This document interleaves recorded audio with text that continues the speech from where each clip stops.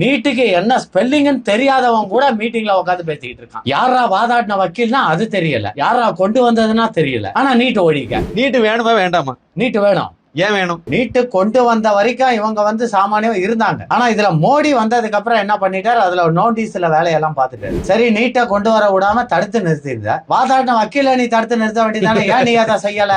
அரசாங்கத்துல பதவியில இருக்கிறவங்க எல்லாரும் உங்க பிள்ளைகளா பேரங்களா யாரா இருந்தாலும் கவர்மெண்ட் ஸ்கூல்ல தான் சேர்க்கணும்னு சொல்லி ஒரு ஜீவோ போட முடியுமா? சரியான கேள்வி. போட்டு பாரு. இன்னைக்கு அந்த அனிதான்ற பொண்ணு செத்து போச்சு, தெந்தரையில ஒரு மாணவி. அது பர்சன்டேஜ் என்ன, பிளஸ் 2ல 89%. அந்த 89% எடுத்த மாணவியால நீட் எழுதி பாஸ் பண்ண முடியல. அப்ப அந்த கல்வியை வச்சு இன்னும் என் குட்டு சட்டியில குதிரை ஓட்டுறேன் தான் நான் கேட்கிறேன். நாரதர் மீடியா உணர்வாளர்களுக்கு எனது பணிவான வணக்கம். நாம இன்னைக்கு ஒரு வித்தியாசமான ஒரு சாமானியரை சந்திக்கிறோம். வழக்கமா பல சாமானியரை நம்ம சந்திச்சிருப்போம். அதுல இவங்க ரொம்ப ரொம்ப வித்தியாசமான சாமானியர். பேர் நீட் நாராயணன். எதுக்கு அவருக்கு நீட்டுங்கிற பேர் வந்துச்சு அப்படிங்கறத நம்ம பின்னாடி தெரிஞ்சுக்குவோம். இப்ப நேரடியா வாங்க அவங்க கிட்டே போவோம். வணக்கம் ஐயா. வணக்கம். வணக்கம் ஐயா. நீங்க நம்ம நாரதர் மீடியா நேயர்களுக்கு நீங்க பல்வேறு சேனல்கள் மூலமாக நீங்க பலரை ஈர்த்திருக்கீங்க. உலகமுள்ள உள்ள தமிழர்கள் பெரும்பாலும் உங்களை பார்க்காதவங்க இருக்க முடியாதுன்னு சொல்லலாம். அதுலயும் குறிப்பாக காவல்துறை நண்பர்கள் உங்களுக்கு நிறைய பேர் ரசிகராகவே இருக்காங்க. சரி, உங்களுக்கு நீட்டு நாராயணன்கிற பேரு நாராயணன், நீட்டு நாராயணன்கிற பேரு எப்படி வந்துச்சு, அதை பத்தி கொஞ்சம். நீட்டு நாராயணன்றது பேரு எனக்கு தானா நான் வச்சுக்கிட்ட பேர் இல்ல. அது மீடியாக்கள் கொடுத்த பேரு. அதாவது மெயினா டிஎம் இன்ஃபோடெயின்மெண்ட் அந்த அம்மையார் அவர்கள் போட்ட பேர். அது என்ன காரணம்னு கேட்டீங்கன்னா நீட் எக்ஸாம்னால நிறைய பேருக்கு தற்கொலை பண்ணிக்கிறாங்க, பாதிக்கப்படுறாங்கன்னு சொல்லி படிச்சவனும் போராட்டம் பண்றான், படிக்காதவனும் போராட்டம் பண்றான். நீட்டுக்கு என்ன ஸ்பெல்லிங்னு தெரியாதவன் கூட மீட்டிங்ல உட்காந்து பேசிக்கிட்டு இருக்கான் நீட்டை பத்தி. யாரா வாதாடின வக்கீல்னா அது தெரியல, யாரா கொண்டு வந்ததுன்னா தெரியல. ஆனா நீட் ஒழிக்க, மோடி ஒழிக்க, இதுதான் இவனுங்க பேசிட்டு இருக்கானுங்க. சரி, குறிக்கிறது தப்பா நினைக்காங்க. நீட்டு வேணுமா வேண்டாமா? நீட்டு வேணும். ஏன் வேணும்? அததான் இப்ப ஏற்கனவே நான் சொல்லிதான், இருந்தாலும் இப்ப இந்த தடவை நான் சொல்றேன். கண்டிப்பா. அதாவது மெடிக்கல் சீட்டுக்கு நீட்டு கொண்டு வரப்பட்டது. கண்டிப்பா. இதை கொண்டு வந்தது காங்கிரஸ், மோடி அல்ல. வாதாடின வக்கீல் யாரு? The great criminal lawyer Nalini Chidambaram. முன்னாள் நிதி அமைச்சர் சிதம்பரத்தோட பொண்டாட்டி நளினி சிதம்பரம் தான் நீட் இந்தியாவுக்கே ரொம்ப முக்கியம்னு சொல்லி வாதாடின வக்கீல் அம்மையாரே அவங்க தான். இதை திராவிட மாடல்காரரு மறைச்சிட்டாரு. ஏன்னா அவங்களுக்கு உண்மையை மறைச்சி தான் பழக்கம். எப்போதுமே பொய்யை தான் பெருசா விளம்பரப்படுத்துவாங்க, உண்மையை சொல்லவே மாட்டாங்க. இப்ப இதுல என்னன்னு பாத்தீங்கன்னா, நீட்டு கொண்டு வந்த வரைக்கும் இவங்க சாமானியம் இருந்தாங்க. ஆனா இதுல மோடி வந்ததுக்கு அப்புறம் என்ன பண்ணிட்டாரு, அதுல நோட்டீஸ்ல வேலையெல்லாம் பார்த்துட்டாரு. அதாவது திராவிட மாடல்காரங்களுக்கு ரொம்ப பிடிச்ச வேலைய பிடிக்காத மாதிரி பண்ணிட்டார். அதாவது நான் சொல்றது சம்பாதிக்கிற வழி. இவங்களை பொறுத்த வரைக்கும் எதுல போனாலும் அதுல வருமானம் இருந்தா தானே இவங்க அதை ஆதரிப்பாங்க. அது இவங்களுடைய கொள்கை இல்லை. கண்டிப்பா. அந்த கொள்கையை என்னைக்குமே விட்டு கொடுக்க மாட்டாங்க. நிச்சயமா. அன்னைக்கு காங்கிரஸ் நான் என்ன கேட்கிறேன், இதுக்கு ஒரு விளக்கம் கொடுத்திருந்தாங்க. நாங்கள் வந்த போது நீட்டை நாங்க கொண்டு வர விடல, தடுத்து நிறுத்தப்பட்டிருந்தோம்.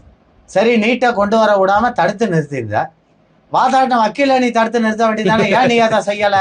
அதாவது நீட்டு வேணும்னு சொல்லி வழக்கு போட்டவங்களுக்கு ஆதரவா வழக்காடுன வக்கீல் நளினி சிதம்பரம். அப்போ நீ ஏன் அந்த அம்மாவை ஆஜராக கூடாதுன்னு சொல்லி நீ ஏன் தடுத்து நிறுத்தல கேட்டா, அது அவங்களுடைய தொழிலா இருந்தா என்ன, நாட்டுக்கு நல்லதுன்னு தானே நினைக்கிற. அப்ப அதை தடுத்து நிறுத்திருக்க வேண்டியதானே, அவ்வளவு அக்கறை இருக்கிறவன் ஏழை மாணவர்கள் மேல. நான் என்ன கேட்கிறேன், இவங்களை இவ்வளவு ஏழை மாணவர்கள் நீட்டை பாதிக்கப்படுறாங்க, தற்கொலை பண்ணிக்கிறாங்கன்ட்டு இவ்வளவு பெருசா பேசுற இவங்க, நான் கேட்கிற சில கேள்விகளுக்கு முதல்வர் அவர்கள், திராவிட மாடல் தலைவர் அவர்கள் பதில் சொல்லணும்.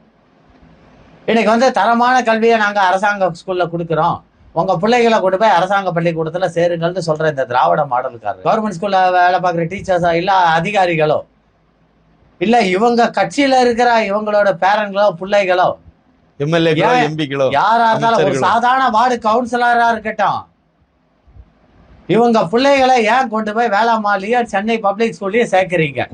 இது கொண்டு பதில் சொல்ல முடியுமா திராவிட மாடல் தலைவரால? அரசாங்க பள்ளிக்கூடத்துல ஏன் சேர்க்கல? இது என்னுடைய முதல் கேள்வி. சரி, அவங்க கிட்ட இதுக்கு ஒரு முட்டாள் ஒருத்தன் பதில் சொன்னான். அவங்க கிட்ட பணம் இருக்கு, அவங்க எங்க வேணா சேர்ப்பாங்க, அது அவங்க இஷ்டம்ட்டு. சரி, அப்படியே வச்சுக்க. உங்க திராவிட மாடல் தலைவருக்கு தமிழ் மேல ரொம்ப பற்று உள்ள, அந்த தமிழ் பற்று உள்ள அவரு கவர்மெண்ட் ஸ்கூல் தரமான கல்வின்னு சொல்ற அவரு அந்த கவர்மெண்ட் ஸ்கூல்ல தான் அரசாங்கத்துல பதவியில இருக்கிறவங்க எல்லாரும் உங்க பிள்ளைகளா பேரங்களா யாரா இருந்தாலும் கவர்மெண்ட் ஸ்கூல்ல தான் சேர்க்கணும்னு சொல்லி ஒரு ஜீவோ போட முடியுமா? சரியான கேள்வி. போட்டு பாரு, அதுக்கப்புறம் தெரியும் அதோட வண்டவாளம் என்ன ஆகுதுன்றது. அப்ப தெரியும். கேட்டா அது வற்புறுத்த முடியாதுன்னு இல்ல, கவர்மெண்ட் நினைச்சா போடலாம். கண்டிப்பா. இப்ப கூட கேரளாவில் போட்டிருக்காரு Pinarayi Vijayan, 6th to +2 you want compulsory read Hindi, கட்டாயம் ஹிந்தி படிச்சாகணும். ஆனா இங்க திணிக்காது. என்ன திணிக்கிறாங்க? உன் வாயில வச்சு திணிக்கிறாங்க. கேட்கறேன், உன் வாயில வச்சு திணிக்கிறாங்களா? இப்ப அந்த நீட்ல என்ன பிரச்சனைன்னு கேட்டீங்க, அதுக்கு நான் திருப்பியும் விளக்கத்தை கொடுத்துதான் ஆகணும்.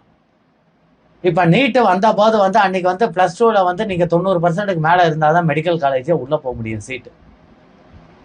ரெண்டாவது பிரைவேட் காலேஜஸ்ல கவர்மெண்ட் கோட்டான்னு 25% தான் இருந்தது. இப்ப அந்த 90% above 90% இருந்ததுனால கவர்மெண்ட் ஸ்கூல் மாணவர்கள் அந்த அளவுக்கு மார்க் எடுக்க மாட்டாங்க. அதனால இந்த பிரைவேட்ல வேளாம்மாள் இந்த மாதிரி ஸ்கூல்ல படிக்கிறவங்க ஈஸியா 90% மேல எடுத்தவங்கலாம் கவர்மெண்ட் கோட்டாவில் உள்ள போயிட்டு இருந்தாங்க.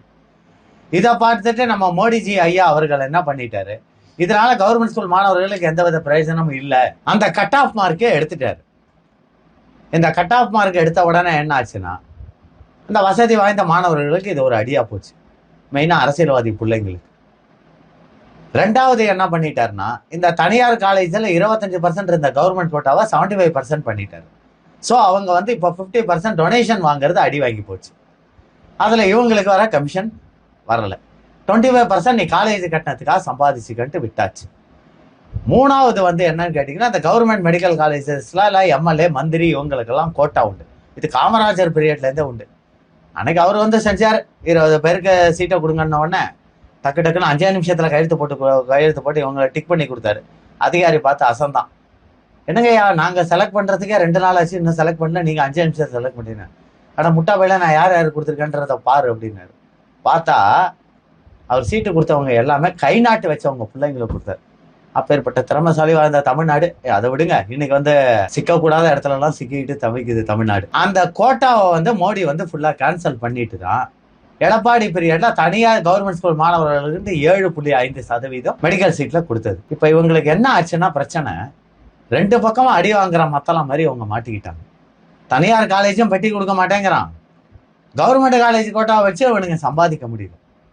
ஸோ நீட்டை எடுத்தா தான் நம்ம மறுபடியும் மெடிக்கல் சீட்டை வச்சு பெட்டி பார்க்க முடியும். இதுதான் இவங்களுடைய ஒரே எண்ணம். சரி, நீட்டு தேர்வுனால நம்ம சாமானிய மாணவர்கள், ஏழை மாணவர்களுக்கு எந்த வகையில நன்மை இருக்குன்னு நினைக்கிறீங்க? அதாவது ஏழை மாணவர்கள் எந்த நன்மைன்னா இப்ப நான் சொன்னேன், அதாவது கோட்டாவில் உள்ள போகலாம், 7.4% கவர்மெண்ட் கோட்டா.